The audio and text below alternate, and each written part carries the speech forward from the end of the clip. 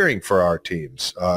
Eagles 15, Bears 24. The Bears are rocking and rolling, man. They are. The Bears are rocking and rolling, man. Ben Johnson's got those guys fighting and playing good football. And he's taking his shirt off in the locker room. How about it, man? The guys are going fucking nuts. Golly, man. Those guys are fighting for that. That's how you know when you get a coach that comes in that just he's relatable to all the guys, gets the guys to fight for him, man. It's a hard thing to fucking do, and there's a special, like, madness to it that you have to be great at, and some guys got it. And right now he does, man. Listen, and we've had it in Philadelphia. Nick Sirianni has had that. Like, that's what's frustrating. Like, I think right now the Eagles are trying to figure this thing out. They're trying to get this offense going, and it's, playing the Bears, who really, they're clicking on all cylinders right now. They're playing so well.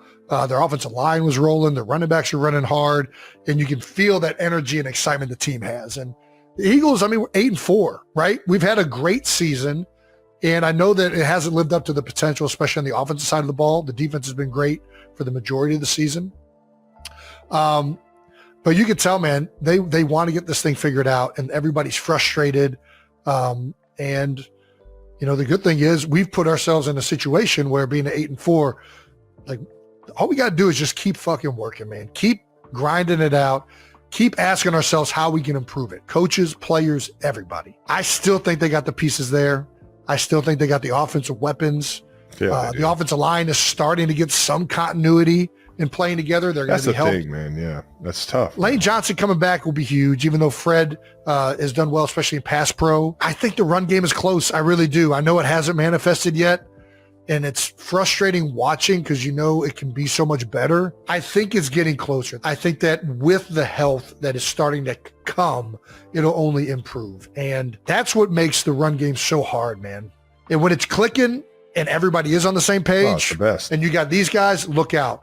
But right now it's, it's this guy here, it's that guy here, it's, this guy doesn't come off for the linebacker, and that is a difference in a huge run. The safety rolls down and is unhatted, and that kind of ruins this one. They're bringing nickel edge. That stalls out a couple runs, and then all of a sudden they run into it and they get a big one. And, it's just been frustrating, especially as a guy who knows how much time those guys put into it up front, how great Saquon Barkley is, how great Jeff Stoutland is. It's been frustrating to watch, to be honest with you. But I do think it's getting closer. And I think once that thing gets going, if there's a positive to take away, A.J. Brown's starting to get the ball in the passing game feels like it's getting better. And you're seeing the routes now move around more than they were earlier in the year. Like, that was a big complaint everybody talked about, the route trees and all this stuff that I don't, quite frankly, look as much into a lot of the times.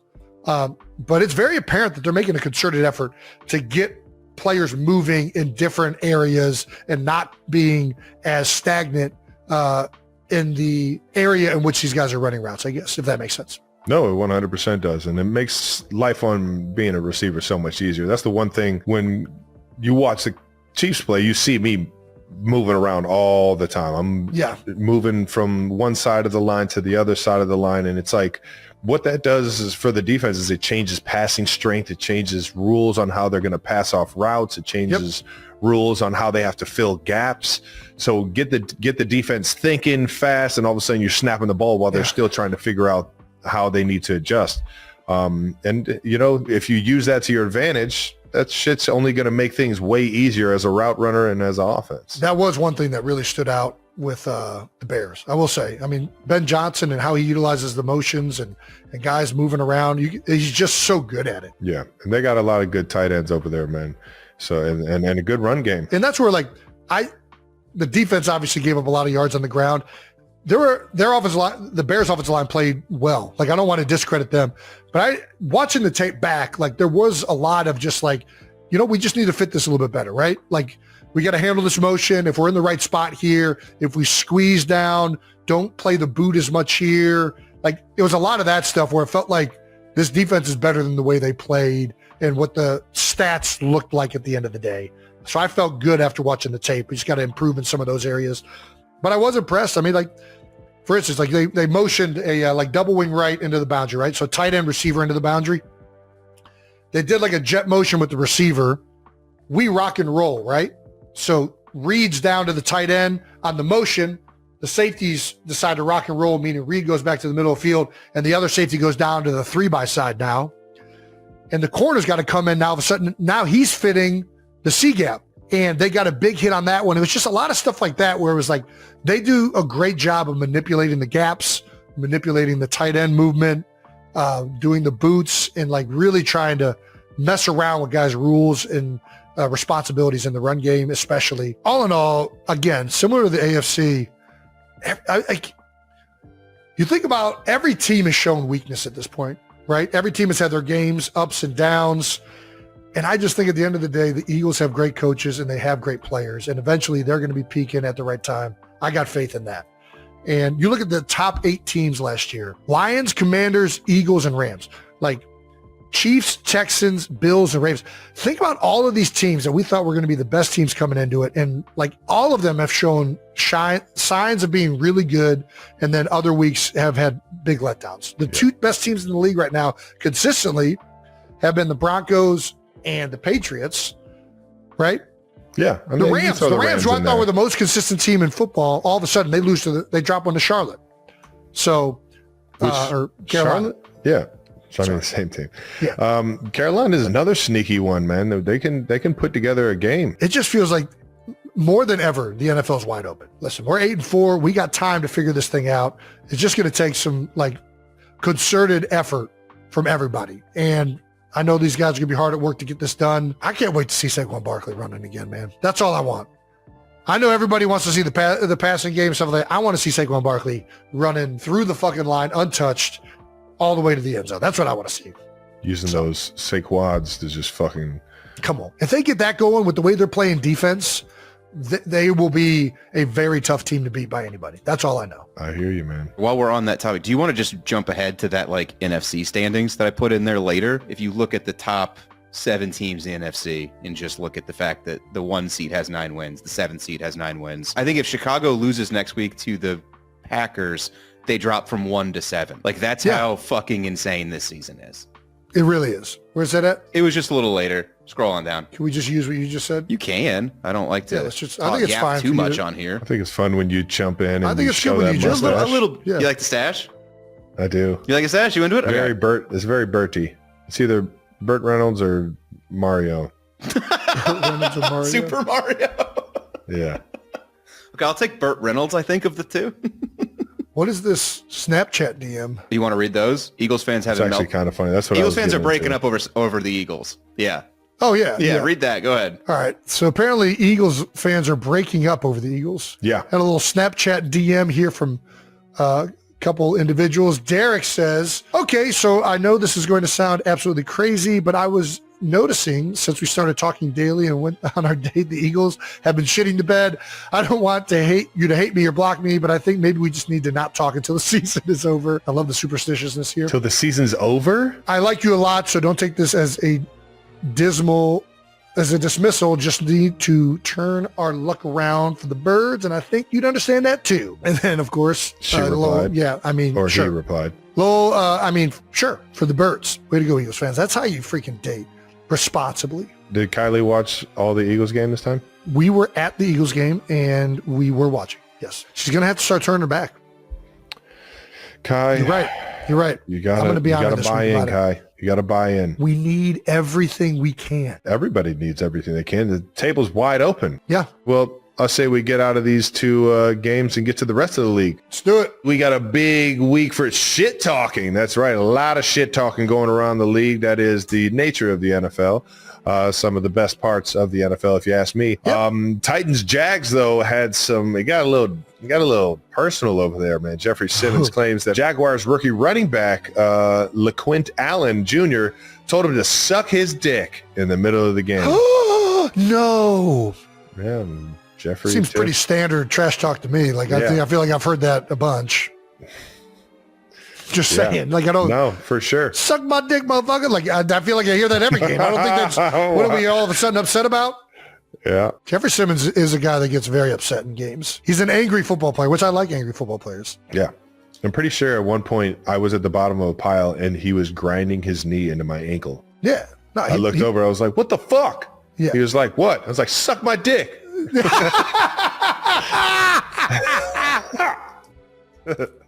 I'm kidding. I don't talk like that on the football field. I'm a Fine gentleman. very nice man. Yeah. Tennessee player also claims that Jacksonville punter Logan Cook threatened to kill him.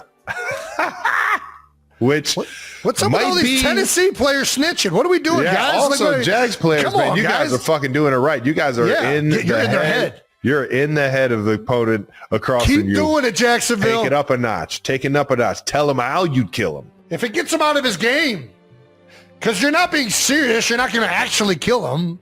That's the thing. Sometimes the punters, they look creepy enough and like scrawny and like weird enough to where it's like, damn, he probably would fucking do some weird ass shit. No way. I've never thought that about a punter. No? Logan, a punter saying they're going to kill him? Like, I would do nothing to me.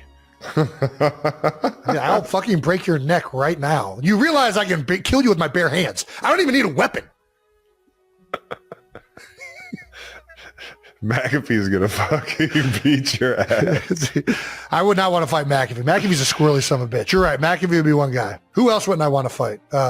Sebastian Janikowski. I was going to say. You don't want to fight him because you just want to have a few beers with him. Yeah, but he's going to headbutt me or something. He's going to come out as a left field with something I'm not ready for. He's going to Steven Seagal fucking.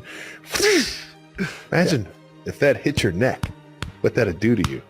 Listen, I think that there's a very clear, as long as nothing being said is either racist in nature or attacking somebody's family that's not playing the game, I feel like it's all fair game. It's all fair game? Yeah. If somebody says I'm going to fucking kill you, like, I'll fuck kill you. Like, I don't know what it's like. I don't know what the... Not if I kill you first. I've never heard somebody say I'll fucking kill you and be like, this guy just threatened my life. I'm going to report him to HR.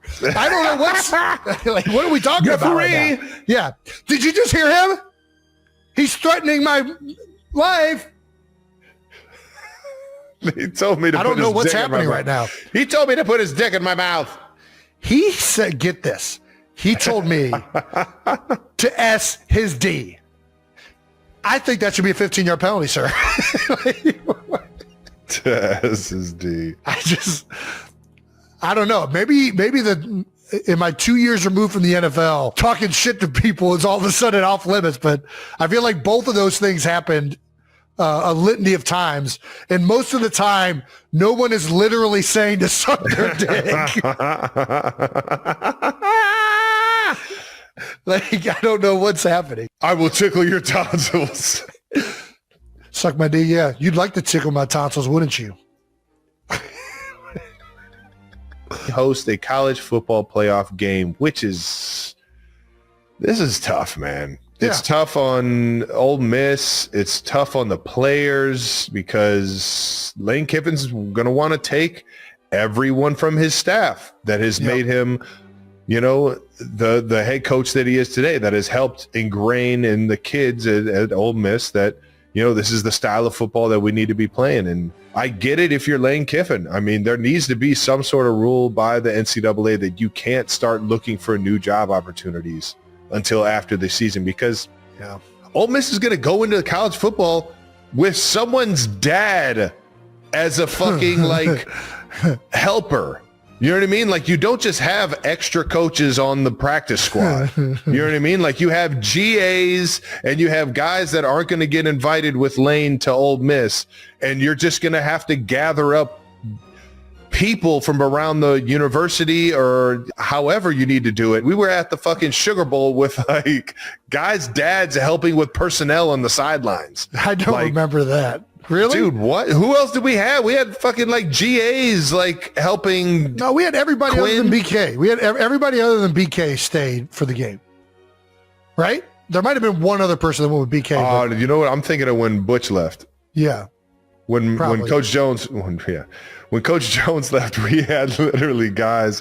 Well, that wasn't the Sugar Bowl. That was the old Belt Bowl, and we found a way to find her out there and get it done. But we had fucking GAs being, the lead coaches and whatnot. It's a clusterfuck, and it's definitely putting the team and the players at a disadvantage when you don't have your head coach or your offensive coordinator, defensive coordinator, things like that. Yeah. I mean, it sucks. We've been through it, obviously, with Brian Kelly and Butch Jones. Well, you went through it with Butch. I went through it with Brian and Mark D'Antonio, where we played bowl games with interim coaches because those guys took other jobs. And I mean, listen, it's the way it's been forever. I mean, it's part of me's mad that it takes Ole Miss happening too for all of a sudden everybody to realize how fucked it up it is. Like, nobody gave a fuck when Brian, like, oh yeah, of course Brian Kelly went to Notre Dame. He left Cincinnati. Like, of course that happened. All of a sudden, Lane Kiffin does it to Ole Miss, and they're like, oh, this is an outrage. How could he do this to his players? Like, this fucking happened to me twice, and nobody gave a fuck about it.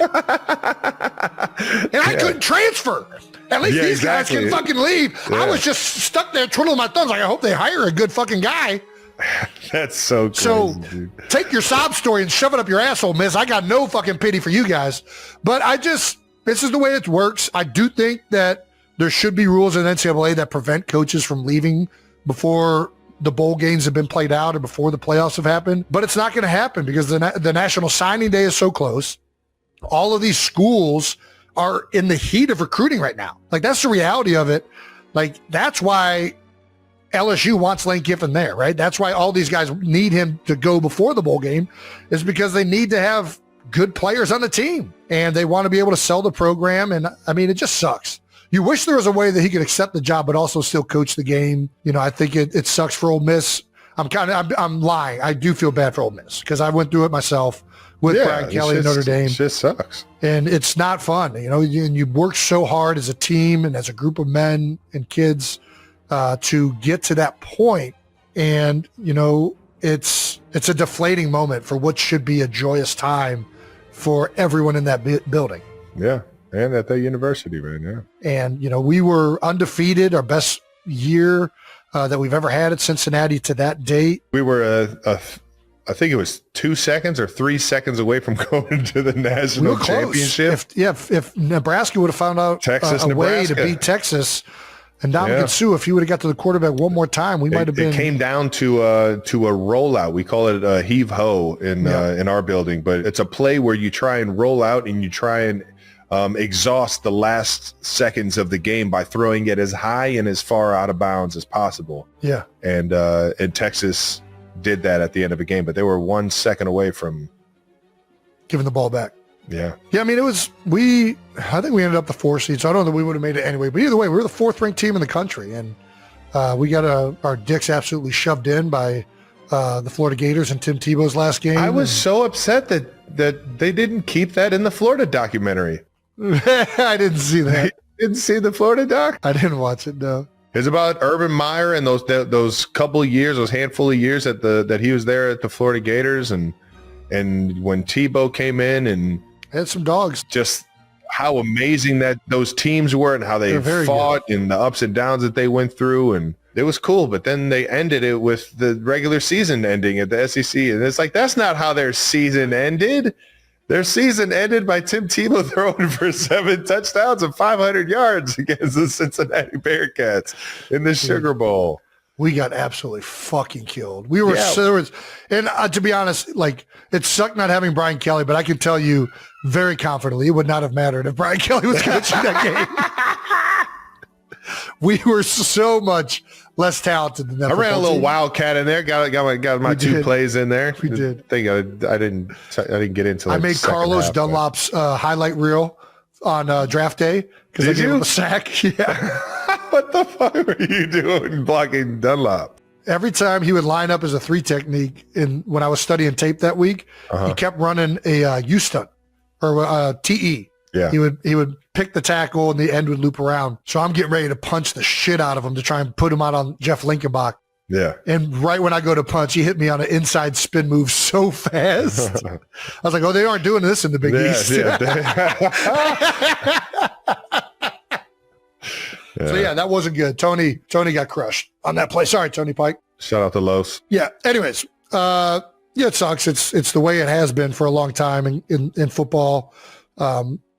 It is kind of funny to me that, like, now they're like a bigger program. It's happening to them. I'm supposed to care more than when it happened to me and you 2 and 3 times, and happens to little small universities all the fucking time. Yeah. Ole Miss fans had his clothes in the parking lot by the end of the day. It was hilarious, dude. The fucking fans outside the private jet, dude. Oh man, it was good. It's good. Well, sorry that you're going through it, Ole Miss. I know what you're going through. It sucks. Can't wait to see Ole Miss versus LSU next year, though, baby. Here we go. Here we go. Well, they've still got some playoff games going. Yeah, but at the same time, it's like that's all you want to see. I want to see Lane Kiffin have to go What back if they to play LSU. better? What if they play better? Who's he? Is there an interim coach? Is he for sure going with Lane Kiffin? No, I think their season just ended. Well, no, they're going to the playoffs, aren't they? Isn't that why this is a big deal? Yeah, they are. You're right. We have no idea. Yeah, maybe Pete Golding does really well, and they offer him a bunch of money. Their special teams long snapper father is actually going to be doing defensive signals for them in the playoffs. It'll be great. I mean, I think SEC has a little more resources than we had in Cincinnati to handle Just coaching. fucking bring Eli back. Eli, go take charge for a college football playoff. That's great. Just get somebody in there that fucking represents the program. All right, let's wrap up football with some of these stamps of the week. Stamp of the week brought to you by Audible. It's an amazing app. It's an amazing platform to learn, be entertained, you name it. A lot of good stuff on Audible. All right. Nice. Nominees for Stamp of the Week. We got Giants holder Jamie Gillen for making the best out of whatever that was. I mean, he's the reason that happened. Is this the field goal kick? This is the kicker where he kicked the turf. The snapper was actually, the ball slips when he puts it down and he has to readjust it. And I think it spooked the kicker. I do think he also just fucked up, though. Even if you see that, why do you do that? I think that lead step's just a little too far out in front of that football. He's got to, because when you get too far out in the football, now you got to be steep at the ball. Yeah. And I think you got to, and then you got to bring that left hip out of there. He kept it a little too far closed in, and now you're really getting down there. You're not allowing yourself to get through the ball. Yeah, you want to keep that lead step right even or a little bit behind us so you can get through the ball. Get through the ball. Either way, I'm not giving Jamie a Stamp of the Week because it wasn't a great hold. Puka Nakua for this insane catch. Let's check this one out.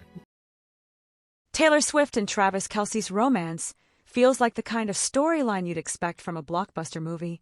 A chance encounter between two people whose lives seemed scripted by fate itself. He's the NFL's charismatic tight end. She's a global pop icon with a pen sharper than Cupid's arrow. And together they've managed not just to fall in love, but to create a sense of wonder that even the most jaded fans find irresistible. What makes their connection so magnetic?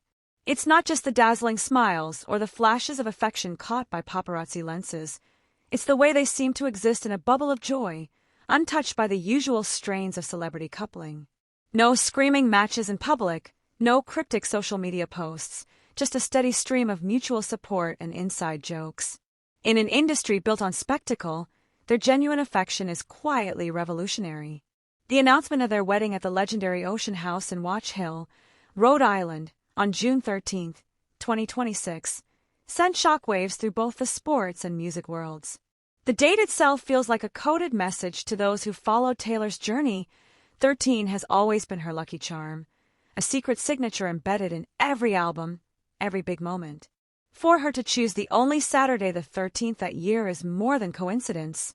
It's a wink to her fans, a signal that every part of her life, even the most private, is a carefully crafted story. The venue adds another layer of intrigue. Ocean House isn't just a luxurious hotel. It's a piece of New England history, a beacon for the elite, and the perfect stage for a wedding that's bound to break the internet. Getting married there on the exact date you want is nearly impossible, so when word got out that Taylor had managed to secure it, displacing another bride in the process, the internet spun itself into a frenzy. But the real story, leaked in fragments across podcasts and gossip columns, is stranger and sweeter than any tabloid headline. Imagine being the bride who'd already booked her dream wedding, only to find out that someone else, someone famous, wanted the same date. Most people would dig in their heels, but Taylor didn't just offer to buy the date. She turned it into a fairy tale for the other couple, gifting them not just a new wedding but an all-expenses-paid honeymoon. It's a classic Swift move. Solve a problem with generosity, turn a potential scandal into a story that feels like a modern-day myth. For Taylor and Travis, this wedding isn't just about vows and rings. It's an act of world-building, an invitation for their closest friends and family to step into a space where music, sport, and romance collide. Every detail is shrouded in mystery. Will Taylor debut a new song that night, one written just for Travis? Will teammates from Kansas City rub shoulders with movie stars and supermodels? The Ocean House, with its sweeping lawns and private beaches, will become a stage for moments fans will dissect for years. And yet, for all its grandeur, there's an undercurrent of intimacy, a sense that this is more than a celebrity event. Taylor's mansion is just down the road, a place she's guarded fiercely from public view, and by choosing the spot, she's drawing a circle around the people who matter most. Travis, meanwhile, has slid into Taylor's world with a kind of effortless charm, never overshadowed, never overwhelmed. The glimpses we get, an inside joke on the sidelines, a quiet hand squeeze, feel like rare treasures in a world that often demands more than it gives.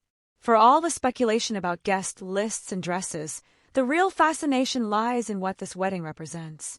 It's about rewriting the script, about two public figures choosing to share their joy on their own terms, in a world that's always hungry for drama. The fan theories are already wild, secret performances, themed cocktails, even Taylor's cats making a cameo. But at its heart, the story is about love that feels both magical and deeply real. As the date approaches, the countdown isn't just for the wedding, but for the next chapter in a story that's still being written. Taylor and Travis aren't just getting married, they're inviting the world to believe, if only for a moment, in the possibility of a happy ending that's as extraordinary as the people living it.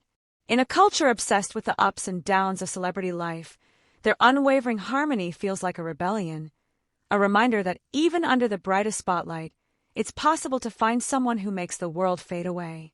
And as June 13th, 2026, draws near, the world will watch, captivated, waiting to see what kind of magic happens when two stars align.